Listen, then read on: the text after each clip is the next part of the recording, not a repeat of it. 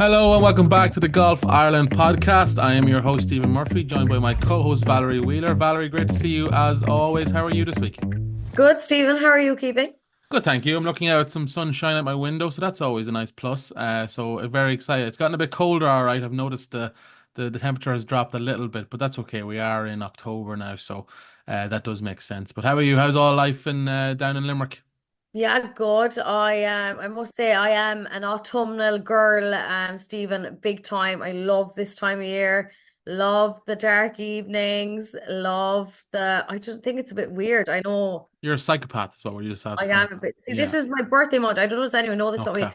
I'm actually born on Halloween Day, so maybe that would explain the weirdness. Yeah, if you're into that sort of stuff, if you're into like signs and whatnot, then that could be it. Yeah. Do you enjoy a full moon?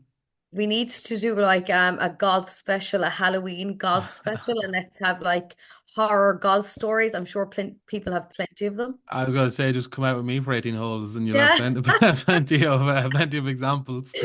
I'm the opposite. I hate the dark evenings. I get very down in the dumps over them. So no, we're opposite there. But my birthday's December, so it's not like it's not I'm fine up until Christmas. I feel like January and February are the worst. They're the worst months. Not a lot Okay. of fun goes on in January and February, but any plans for your birthday? Yeah, doing anything fun?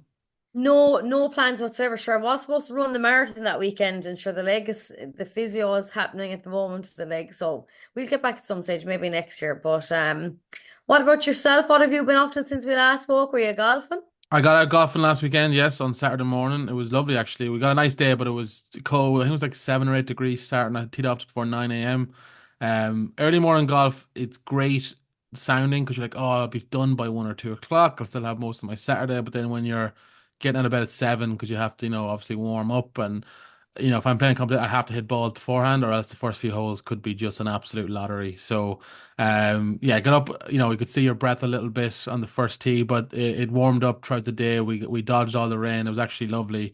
Played okay. Good front nine, not a great back nine, but great to get out. The weekends now is kind of the only opportunity for 18 holes, unless you're off during the week. So, trying to with the mindset of, hey, enjoy the full rounds while you can because in a couple of months' time the greens will all be aerated and sanded and it's not as fun. So yeah, trying to stay a positive mindset with that. But what about yourself? We haven't spoken since you were in Cavan, my beloved Cavan, at a Yeah. wedding. Don't say anything negative about it now, Valerie. I want all positive remarks. I must say, I'm not just saying this now, but fantastic weekend all round.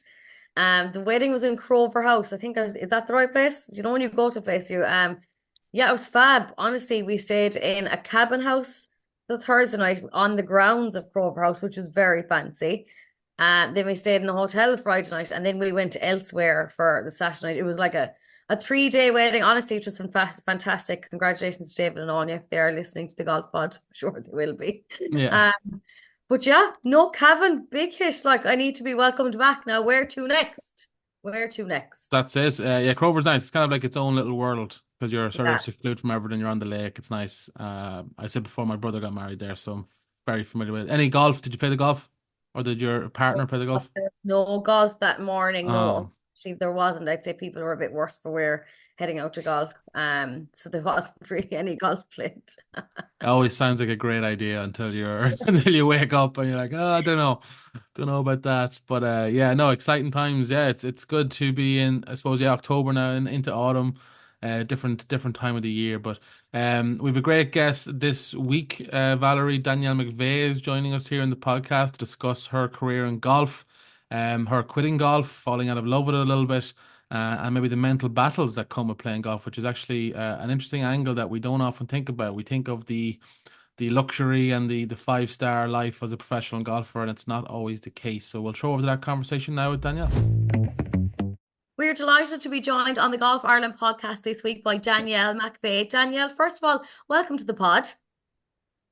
Thanks very much. Thanks for having me. You've had some incredible guests before, so looking forward to being one of them. No, you definitely will be in a really interesting story and like obviously a fond, keen player of golf. So Danielle, first of all, we ask everyone that comes in the pod, I suppose, when did it all start for you? Like what age were you when golf became part of your life? So I started playing golf when I was about 11. He took us to the pitch and putt. He was a big golfer, played off four. So, and then my older sister played golf. So it was naturally something talked about at our kitchen table at dinner. But I actually didn't love it to start with. You would have found me in the trees looking for golf balls. So after a while, I figured my sister was out having a good time playing, avoiding her house chores. So I then quickly jumped back in and yeah, loved it from then on. And when did you start, I suppose, getting good at it, getting competitive at it? Was that kind of in your teens then at that stage?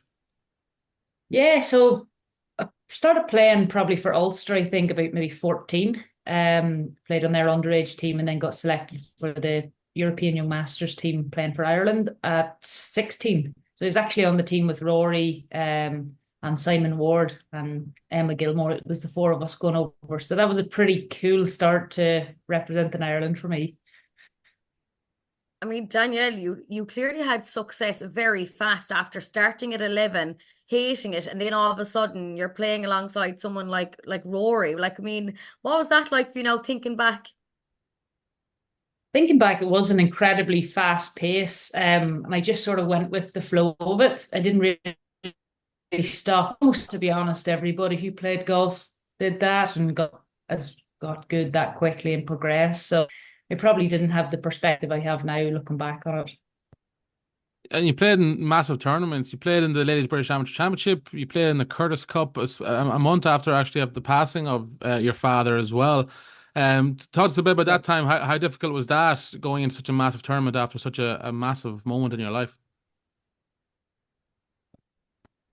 Yeah, years back from college state. So you're there to spend more time than I sort of had planned. Um, Played a lot of golf. And then unfortunately my dad got sick and died quite quick, unexpected, died at 54. So yeah, pretty tough emotionally to deal with. And as you mentioned, I did jump straight back into playing very high level competitive golf. So I had sort of never really had too many highs and lows playing golf. I always controlled my emotions pretty well, I thought. Um, and looking back, I actually did that by compartmentalizing. So at the time, I felt like I didn't have time to be grieving over my dad. I had to go straight to college exams actually the following week. Um, so I just sort of boxed everything off. Played Curtis Cup, played really well. Again, boxed all the emotions off. Played a summer of competitive golf, and I found myself at Q school that December. I think after the first or second round, thinking, geez, I don't want Q school at all here. And I think that's when it started to hit me that maybe I hadn't processed things. And I still didn't really give myself the time, which compounded into maybe not being the most emotionally aware there for a period of time and it being pretty challenging.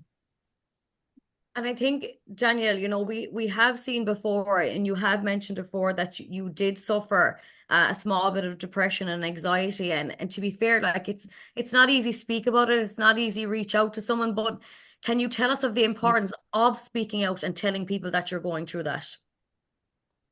Yeah, so like I'm an example of definitely is sort of light at the end of the tunnel. So if that gives anybody any hope, me speaking out about it has done its job. It's incredibly difficult. Even I sometimes think it's not a sign of strength, but it genuinely is. When I see it in somebody else, it's far and away a sign of strength, asking for help. And you'll be amazed at the amount of people who rally around you. The amount of texts I got, WhatsApp messages after I got sent out an article in the paper about it. Like so many people are going through it that we never even really give it the chance it deserves. And especially in elite level golf, level sports, it really doesn't get any airtime at all. And the amount of people that are going through it, unfortunately, yeah, can be really, really challenging.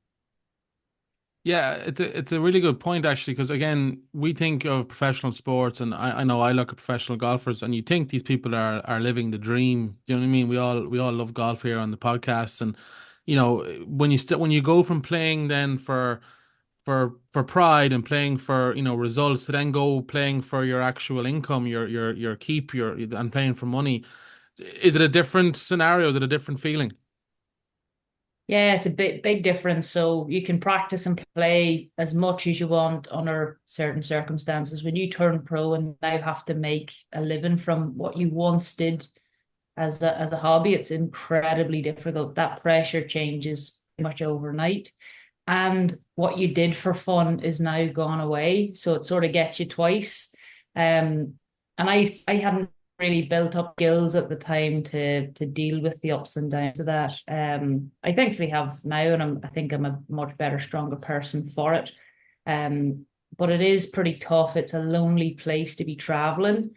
Even if you do make friends, which I did, I had a few friends on tour. At the end of the day, everybody's trying to beat each other. And the support system you had, maybe at top level amateur golf, where you're traveling with the Irish team, all that does disappear. And so you have to be able to deal with that very, very quickly, and pretty much by yourself. Before you turned pro, you were on a scholarship out in Texas, Danielle. I mean, what was that like for you? Did you find that tough, or were you able to enjoy that side of it? So actually, I got in with a really good college, Texas A&M, who were playing like 20 in the nation. And I had a really good coach there as well. Really good setup, brilliant team, brilliant facilities. Like, you talk about professionalism, that was the utmost. You still have a team element, even though it's a stroke play competition. But going there, testing yourself among the best in the world, you really get to see where your game is at. Because in starting at club golf and playing for Ireland, you could be playing brilliantly and representing your team, but not until you go out into the world stage to really see where your game's at.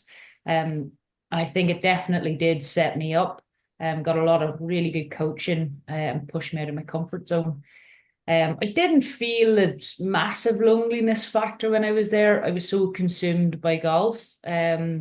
And maybe that was somewhat compartmentalizing again, but I really did enjoy it there. Unfortunately, I got injured, my wrist, the tendons in my wrist, and myself and my coach at the time, David, felt like it wasn't being as managed as well as we like. So I came home and then joined Maynooth straight after the World Olympic Games. So really nice transition, and it sort of turned out a difficult situation into something good. And you decided then to, when you decided to quit the pro life, how long did it take for things to start feeling better again, before you started feeling like yourself again and finding joy, I suppose, back in the game that you grew up loving? Well, I started finding a little bit of joy in life first. I sort of stopped playing golf for a while, got a real job. Luckily, I got into the tech industry, and the first milestone that I actually realizing what I'd gone through and where I'm at is I'd taken a holiday, first time I've ever been on holiday, really. And we were in Vietnam with a few friends, and I couldn't believe standing on the beach, and I actually got paid that day, even though I was on holidays. This was mind blowing to me, like being a salaried worker and getting paid when I wasn't even in the office. So that was pretty much the first sign that, geez, I'd be okay here, and things are going to be okay. Um, I hadn't really started enjoying golf until fairly recently. Like, this is sort of 10 years later, and I'm really loving it at the moment and trying to get better and playing on the club teams. Now, my handicap has gone out to 3. I'm nearly embarrassed to say, but I'll be chipping away at that once the kids get a little bit older, and I'll be playing a bit more. Well, I think it is important, Danielle, to share that, it is okay to fall out of something that you were so in love with and so involved with. Like, take some time, step back, go, right, let me have a break, and then go at it again when you feel like it. Like, that's so important. That shows so much strength, though. I think personally, I think you showed a lot of strength to do that. Yeah, I think so. And that's the nice thing about golf. Look, I'm not playing a contact sport where your career's, or if you can't play any 30, I can take that break and come back to it. And I'm so lucky in the friends I have.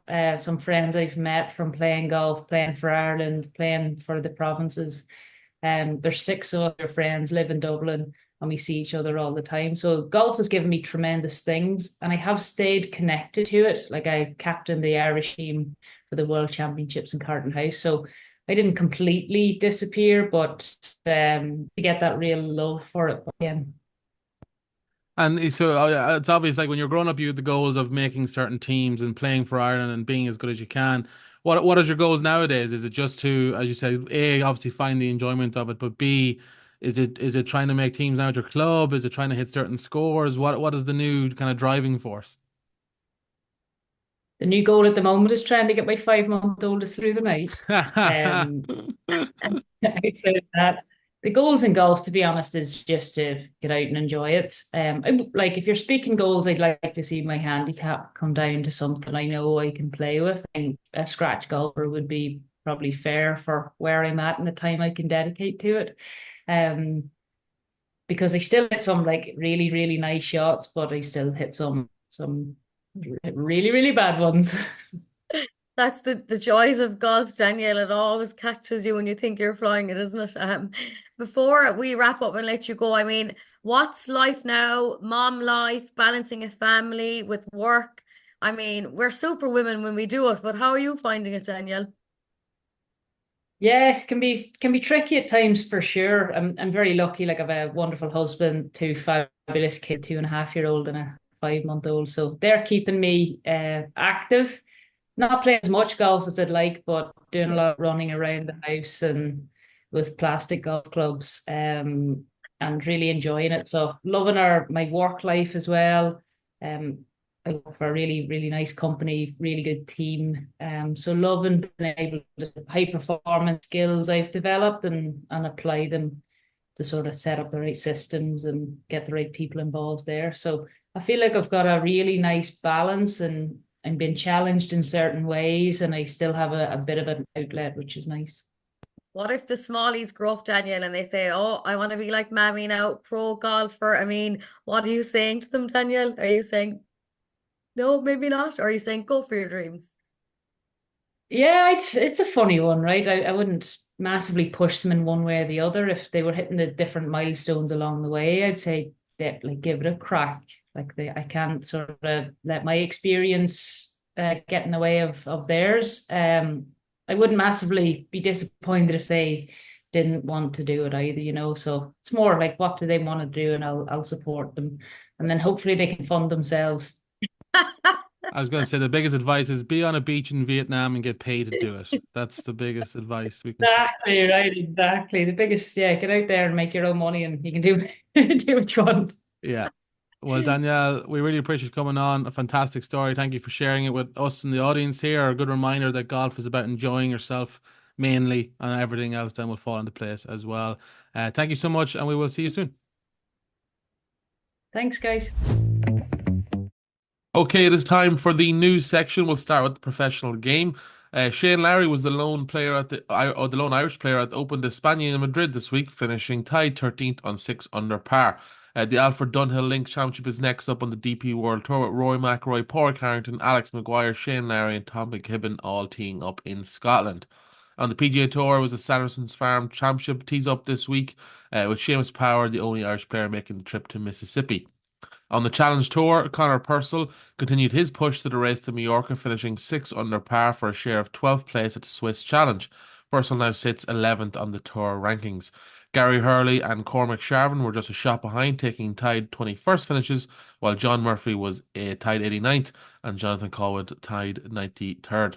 The D&D Real Check Challenge tees up this week with Conor O'Rourke, Stuart Graham, Michael Young, Mark Power, Ronan Mullarney, Paul Dunn, Paul McBride, Daniel Mulligan, John Murphy, and Cormac Sharvin all in the field as well. On the LPGA Tour, it was a tied 37 finish for Leon Maguire at the NW Arkansas Championship last weekend. On the Ladies European Tour, it was a tied 12 finish for Lauren Walsh at the Lacoste Ladies Open de France, carrying rounds of 67, 74, and 70 for a 2 under total. On her first LET professional start, Sarah Byrne finished tied to 28th on 1 over par. On LET Access, Sarah Byrne, Annabelle Wilson, Abigail O'Riordan tee up at the Iberdrola Catalunya Ladies Open in Spain this week, so best of luck to them. On the Clutch Pro Tour, Stuart Grehan finished best of the Irish at the Tour Championship in Royal Norwich. A 5 under par handed Grehan a share on 17th place. Alex Maguire and Tyler Hogarty were one shot back further on tied 20 for a tied 23rd finish, while Rowan Lester finished tied 30th. Liam Grehan and Robert Brazel tied 45th. Daniel Mulligan tied 50th. Rory Williamson tied 74th, and Brandon St. John tied 77th. John Ross Galbraith has started his tournament brilliantly, but was forced to withdraw after round two, unfortunately. Okay, now over to the amateur news. Golf Ireland is delighted to announce the launch of iGolf. This is a new initiative designed to give independent golfers across Ireland access to an official handicap. Independent golfers is a term used for golfers who play golf but are not currently members of golf clubs. For the first time, non-club members in Ireland can subscribe to iGolf and gain a handicap index under the World Handicap System for an annual subscription fee of €65 in the Republic of Ireland and £55 in Northern Ireland. The iGolf platform is easy to use digital system that enables golfers to track their performance, view their playing record, and maintain a handicap index. The subscription also provides access to the Golf Ireland handicapping app, giving subscribers a streamlined experience which is subject to the same handicapping rules as club members under the RNA and USGA regulations. To learn more and begin tracking your handicap today, visit www.golfireland.ie/iGolf. Okay, that's great. And then the next one, the Irish team has been announced ahead of the World Junior Girls Championship in Canada this week or next week.